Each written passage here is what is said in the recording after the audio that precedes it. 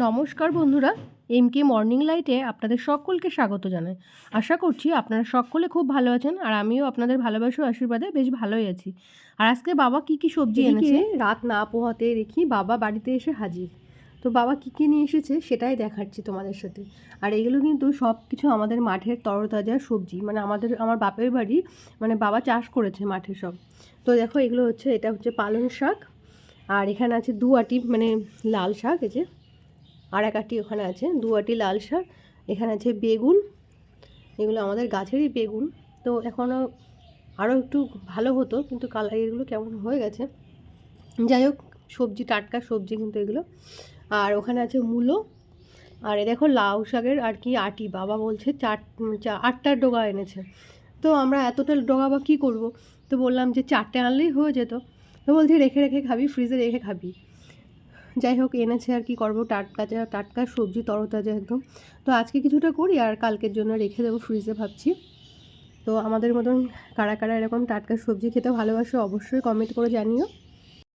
আর এই সব সবজিগুলো কিন্তু আমাদের জমির তরতাজা টাটকা সবজি, মানে আজকে সদ্য তুলে আনা, আজকে সকালবেলা মাঠ থেকে তুলে এনে আর কি বাবা এদিকে এসেছিল, মানে আমাদের এদিকে আসবে বলে, তো আমাদের জন্য দিয়ে তো একেবারে বাবাও চলে যাবে।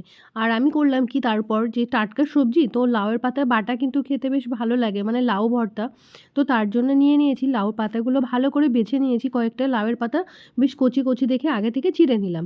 নিয়ে ওটা ভালো করে জল দিয়ে ধুয়ে রেখেছিলাম, কিছুক্ষণ জল ঝরিয়ে রাখার পরে আমি ওইটাকে একটু কুচি কুচি করে কেটে নিলাম, না কোচালেও হয়তো হয়ে যেত। আর এদিকে প্রেশার কুকারে আমি দিয়েছিলাম লাউ শাকটা। আর যদি না কোচালেও হয়তো হয়ে যেত, বলছিলাম যে কথাটা, তো ওখানে একটু কুচিয়ে নিলে কি তাড়াতাড়ি আর কি একটু নরম হয়, এটাই আর কি। আর তার সঙ্গে ওখানে দিয়েছিলাম কয়েকটা রসুন আর কাঁচা লঙ্কা। তো ওটা একটু আমড়ে নিয়েছিলাম কড়াইতে, আমড়ে নেওয়ার পরে আর একটু লবণ দিয়ে নিলে না আর একটু তাড়াতাড়ি নরম হয়ে যায়। এবার নিয়েছিলাম, মানে ঠান্ডা করে, মানে মিক্সিতে বেটে নিয়েছিলাম আর কি। এটা চাইলে অনেকে শিলেও বাটতে পারো, যে যেমনভাবে দিতে পারো। তো আমি ওখানে কাঁচা লঙ্কা ইউজ করেছি, ওখানে কয়েকটা মরিচ ইউজ করতে পারো। আর এখানে করছি সেই লাউ শাকগুলো। তো কয়েকটা লাউ শাক রেখে দিয়েছি, মানে আজকে অর্ধেক করছি, পরের দিন অর্ধেকটা করব, যেহেতু অনেকটা শাক আমরা তো সব একদিনে খেয়ে পারবো না, তো সেই জন্য আজকে এইটুকু লাউ শাক করছি। আর ওদিকে হচ্ছে লাউয়ের পাতা বাটা, এই স্পেশাল রেসিপিটা কিন্তু আমার খুব পছন্দের। পার্সোনালি আমার মা সেটা আগে থেকেই জানতো যে মেয়ে লাউয়ের পাতা বাটা খেতে ভীষণ পছন্দ করে, আর এটা কিন্তু চিংড়ি মাছ দিয়ে খেতেও বেশ ভালো লাগে। চিংড়ি মাছের সাথে বাটা করলেও কিন্তু ভীষণ সুন্দর লাগে। আর যাই হোক, এই যে এত সবজিগুলো তো একদিনে সব খেয়ে পারবো না, তো এগুলো গুছিয়ে রাখছি ফ্রিজে। কিছু রাখবো আর কিছু এমনভাবে রাখবো, মানে ভিজে ন্যাকড়া করে আর কি, ভিজিয়ে রাখলেও ভালো থাকে। ফ্রিজে না যদি রাখা হয়, বাইরে রাখলেও এরকমভাবে রাখা যেতে পারে। আর এদিকে আমি মূলো গাছগুলো, মানে মূলোর পাতাগুলো কেটে রাখছি। না হলে না এরকম আস্ত যদি রাখা হয় তাহলে মূলোগুলো না কেমন শুকিয়ে যায় আর পেকেও যায়। তো আর ওই পাতাগুলো না আর খাবো না, যেহেতু অনেক মূলো শাক খাওয়া হয়েছে এবার, তো ওই পাতাগুলো আর কি ফেলে দেবো।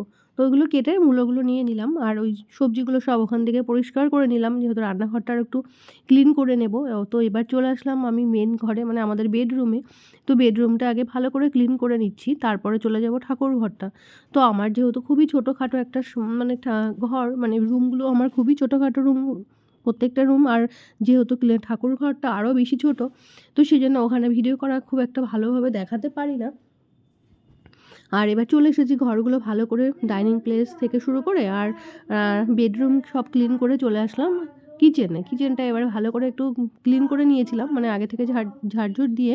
আর এবার মুছে রাখছি, কেননা আর এই রান্নাঘরটা না প্রতিদিন ভীষণ নোংরা হয়, আর আমার এই রান্নাঘরে এত পরিমাণে ইঁদুর ছুঁচো উৎপাত করে, তো সারা রান্নাঘর প্রায়টা এঁটো ছড়িয়ে রাখে প্রতিদিন। মানে খাওয়ার পরে যদি আমরা সব ঢেকে ঢুকেও রেখে আসি না, ইঁদুরে এত মানে চালাক হয়ে গেছে এখনকার, মানে ওইগুলো সরিয়ে, মানে থালা সরিয়ে বালতি থেকে এঁটো কাটা মানে ছড়িয়ে রেখে চলে যাবে।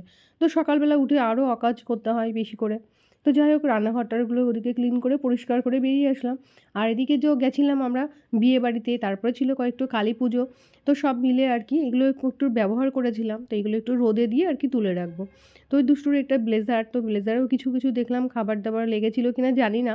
তো ভাবছি একটু, ওর বাবা বললো হালকা একটু রোদে দাও, আর আমারও জিনিসপত্রগুলো কিছু রোদে দেওয়ার ছিল, তো ওইগুলো রোদে দিয়ে নিলাম। আর এই কালী পুজো ছিল, আমরা গেছিলাম কালী পুজো বাড়িতে। তো আমি পরেছিলাম আর কি এই শাড়িটা। তো শাড়িটা পরে আর কি হাঁটাহাঁটি হয়েছিল, অনেকটা ধুলো-টুলো জড়িয়ে গেছে। তো ভাবছি এমনিতেই যেকোনো শাড়ি তোলার আগে না আমি একটু রোদে দিয়ে তুলি। রোদে দেওয়ার পরে মনে হয় যেন একটু যদি ধুলো-টুলো থাকে তাহলে না ঝাড়া দেওয়ার পর সব ধুলোগুলো ঝরে যায়। তো এরকমভাবে আমি গুছিয়ে গাছিয়ে শাড়িটা রেখে দিই। মানে শুধু শাড়ি বলে কথা নয়, অন্য সমস্ত জিনিসই। আর এদিকে দেখো দুষ্টু যে জামাকাপড়গুলো কালীপুজো বাড়ি গেছিলাম ওখানে পড়েছিল, তো সেগুলো তো একদম অনেকটাই নোংরা করে ফেলেছিল। তো সেগুলো আর কি সার্ফ দিয়ে সকালবেলা আগে চটকে রেখে দিয়েছিলাম। আর স্নান করার আগে তো একটু কেচে ধুয়ে দিয়ে তারপর স্নানটা করে নেব। আর এদিকে দেখলাম দুষ্টুর এই প্যান্টটা না বেশ ভালোই নোংরা হয়েছিল। তো অনেকক্ষণ ধরে আর কি একটু মানে থুবিয়ে আর কি কেচে দিলাম। আর এখন কাচার পরে এই যে মেলে দিচ্ছি। আর যেহেতু এখন শীতের বেলা তো বেশিক্ষণ তো রৌদ্র থাকে না আমাদের বাড়িতে, একটু সকালের দিকে থাকে। আর বললাম যে আগে একদিন বলেছিলাম যে 2টোর পর মানে একদমই তো থাকে না, 2টোর আগ থেকেই আর কি রৌদ্র কমতে থাকে। মানে সরু এক ফালি করে একদম কলপাড়ের উপরে গিয়ে রৌদ্রটা পড়ে, মানে 2টোর আগে থেকেই শুরু হয়ে যায়। 2টো মানে 1:45 থেকেই রৌদ্র চলে যায় আর কি, বাড়িতে থাকেই না। তো একটুখানি সরু ফালি করে থাকে। তো তাই জন্য না একটু আগে থেকে চেষ্টা করি জামাকাপড়গুলো রোদে দেওয়ার আর কি, মানে ভিজে জামাকাপড় ধুয়ে কেচে মেলে দেওয়ার। তাতে যদি আমার রান্না করতেও লেটও হয় মানে সেটা পরেও করতে পারি, মানে স্নান করে পুজো-টুজো দিয়ে যেটুকু বাকি থাকে পরে করে নিই। তো আগে এই জন্য জামাকাপড়গুলো আর কি শোকাতে দিয়ে যাচ্ছি, না হলে বাচ্চাদের জিনিস তো একটু রোদে না দিলেও হয় না। মানে সমস্ত জিনিসই, আর ধোয়া কাচা ভিজে জিনিস তো অবশ্যই দিতে হয়। আর শুকনো জিনিসও যে জিনিসটা ব্যবহার করে একটু রোদে দিলে যেন মন থেকেও ভালো লাগে। আর এদিকে বাড়িতে তো অনেকগুলো ফুলের গাছই আছে সাদা ফুল, কিন্তু এখন তো ঠান্ডা পড়ে গেছে, ফুল তো আর ফুটছে না। ওই একটা 3টে 4টে 6টা এরকম যা হয় 2-4টে যা পাই, তো সেটাই তুলে এনেছিলাম। আর এখানে নিয়েছিলাম বেলপাতা। তো আমি সপ্তাহে 2 দিন 3 দিন করে বেলপাতাটা চেঞ্জ করে নিই। মানে নিচের বেলপাতাটা শিব বাবার নিচে যে বসানোর আগে যে বেলপাতাটা ইউজ করি ওটাও একটু চেঞ্জ করে নিই। আর সোমবার হলে তো অবশ্যই করে নিই। আর ওই যে সাদা ফুলগুলো তো ঠাকুরের চরণে দিতে লাগে না। আর ওদিকে আজকে আমি পুজোতে দিয়েছি একটা কমলালেবু। আর শিব বাবাকে এই যে বেলপাতাটা চড়িয়ে আর কি, তারপর আমি শিব বাবার মাথায় বেলপাতা চড়িয়ে দিয়ে দিয়েছিলাম একটা সাদা রঙের ফুল। যেহেতু শিব বাবার মাথায় যেরকম সাদা ফুল দিতে হয়, কোনো রঙিন ফুল দেওয়া উচিত নয়। তো আর আমি পার্বতীকে দিয়েছিলাম একটা লাল, মানে লাল ফুল আর কি। তো ওই যে নিচে ওইখানটা হচ্ছে পার্বতীর জায়গায়, তো ওখানে আমার গুরুদেব বলেছিল যে যত সময় পারবে যে ওখানে একটা লাল ফুল দেওয়ার আর কি। আর দিকে পুজো-টুজো সেরে আমি চলে এসেছি রান্নাঘরে। তো আজকে রান্না করছি আলুর দম। তো আমার ছেলে এমনি আলুর দমটা খেতে খুব পছন্দ করে, নিরামিষ আলুর দম। আর কিংবা হচ্ছে যদি পনিরের রেসিপি যদি করা হয় তাহলেও খুব ভালোবাসে। তো যাই হোক আজকে ছিল আমার ঘরে আলুর দম, মানে করার মতো ঝোল। তো ওটা আর কি ওর জন্য বানিয়ে দিলাম। ও খুব ভালোভাবে খেয়ে নেয়, ভালোবাসে তো। আর এবার চলে এলাম এই যে আমার টবের গাছটাতে একটা ব্যবস্থা করার জন্য। টবের গাছটা না শুকিয়ে গেছে। তো ভাবছি এই গাছটা তুলে দিয়ে একটা নতুন প্রাণের সঞ্চার ঘটালে কেমন হয় বলো তো বন্ধুরা? তো সেই চেষ্টাই করছি। তো এখন ভাবছি একটা ছোট্ট চারাগাছ নিয়ে আসবো, এনে এখানে বসিয়ে দেবো। যেহেতু বাড়িতে একটা তুলসী গাছ থাকাও সংসারের আয় উন্নতি আর কি, মানে ভালো সুলক্ষণা আর কি বলা যায় যে সংসারের আয় উন্নতি বৃদ্ধির জন্য তুলসী গাছটা শ্রীবৃদ্ধি করে আর কি। তো সেই গাছটাকে অবশ্যই ভালো হতে হবে, মানে শুকিয়ে যাওয়া তুলসী গাছ সংসারে মানে আয় উন্নতি ব্যাহত হয়। তো তার জন্য আর কি আমার সংসারে, ছোট্ট সংসারে আয় উন্নতি বৃদ্ধির জন্য একটা ছোট্ট নতুন প্রাণের সঞ্চার ঘটানোর চেষ্টা করছিলাম। তো সেটাই আর কি এখানে নিয়ে এসে এখানে বসিয়ে দেবো আর কি। আর বিশেষ করে আমি না এই টবটাতে জল দিতাম বিশেষ করে আগে থেকে। তো গাছটা খারাপ হয়ে যাচ্ছে, অনেক দিন ধরে একটা চিন্তাভাবনা পরিকল্পনা ছিল যে কী করে এখানে একটা নতুন গাছ বসানো যায়, কী করে একটা আমি এখানে নতুন প্রাণের সঞ্চার ঘটাতে পারি।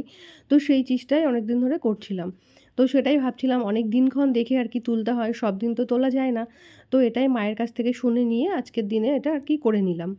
তো বন্ধুরা, আজকের ভিডিওটা আমার এতটুকুই। তো অবশ্যই কমেন্ট করে জানাবেন যে আমার আজকের ভিডিওটা আপনাদের কেমন লেগেছে। আর যারা এখনও অবধি আমার এই চ্যানেলটাকে সাবস্ক্রাইব করেননি তারা অবশ্যই একটা সাবস্ক্রাইব করে দেবেন। আর যদি আমার ভিডিও ভালো লাগে তাহলে লাইক, কমেন্ট, শেয়ার করে আমার পাশে থাকতে পারেন। তো বন্ধুরা, আজকের ভিডিও এতটুকুই, আর বেশি কথা বাড়াবো না। আবার দেখা হচ্ছে অন্য কোনো ভিডিওতে। ততক্ষণ আপনারা সবাই খুব ভালো থাকবেন, সুস্থ থাকবেন, সাবধানে থাকবেন। আবার দেখা হবে নতুন ভিডিওতে।